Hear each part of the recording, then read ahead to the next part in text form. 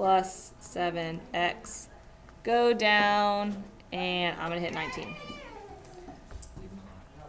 All right, so when you graph this one, if you are trying to do this graphically, if you notice, you can't see both lines on your screen. So if you try to go second, trace, intersect, enter, enter, enter, it is gonna, oh, did it work? Oh, shoot, this worked. Okay, well, if it doesn't work, you might have to zoom out. But if it works, if it comes down here with intersection and it gives you a number, that's your intersection. So this one, the answer is 7. Unless it's what? Like number 5. What do you mean like number 5? What'd you get on this one? All real numbers. But if you type this in and you go to intersection, it'll say the answer is x equals 0. Yeah, I know. That's why I drew the little line. Don't worry, I know what I'm talking about. Mr. Stahl is trying to correct me, but I already talked about that. If you graph this, you have to know what you're talking about, that the lines will overlap and you can't use the intersection. Already talked about it. Well, now they remember because I said something. They will. They're going to remember it. Okay, let's do some of these literal equations. How should I go get Sadie or not? If you want to, you can. Come on, Jacob. Let's go. They can stay here if you want. Okay, when you're doing the literal equations, you're trying to get this variable by itself. So look at the side with that variable. Oops. Okay, don't mess with that.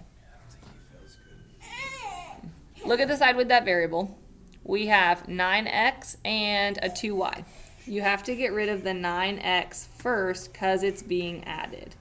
Now for the literal equations, remember you're not actually doing a whole lot of math. We're going to write that as 18 minus 9x. And then to get rid of the 2, we're going to divide by 2. Now on the test, because it's multiple choice,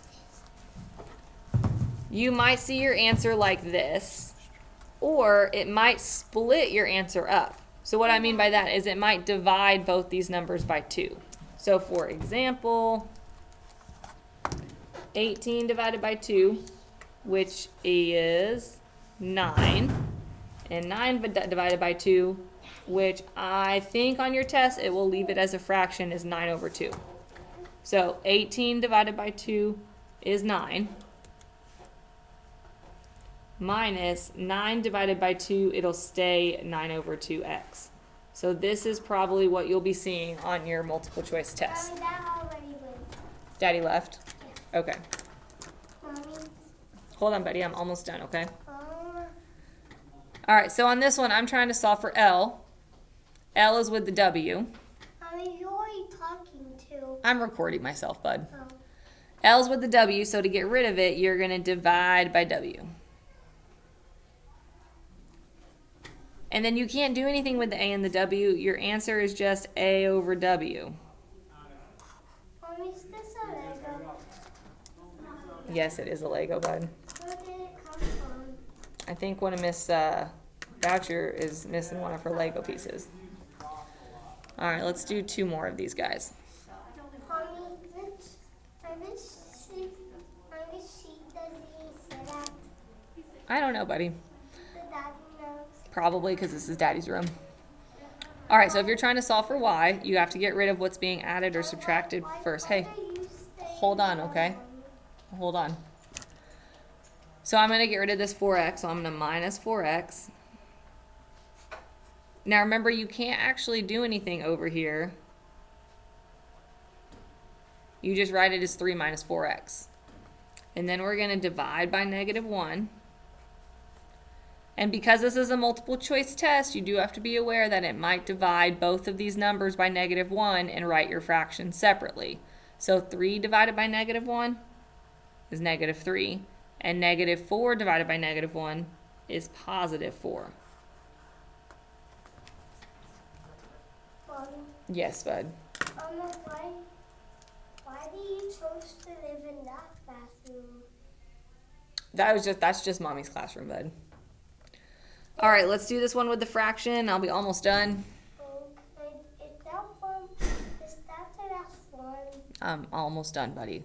Okay. Okay. So on this one, we don't like the fraction. The fraction messes us up. So to get rid of the fraction, you are going to multiply by the reciprocal, which is 2 over 1. And if you do it to one side, you have to do it to the other side. So 2 divided by 1 is really just 2. You don't need that 1 on the bottom. So 2 times a is going to be 2a. And here I have d1 and d2. Now you're trying to get d2 by itself, so then I'm going to get rid of d1 by dividing by d1.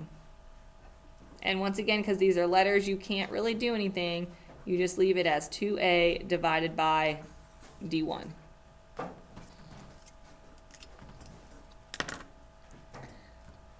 All right, on the bottom we just have some inequality practice.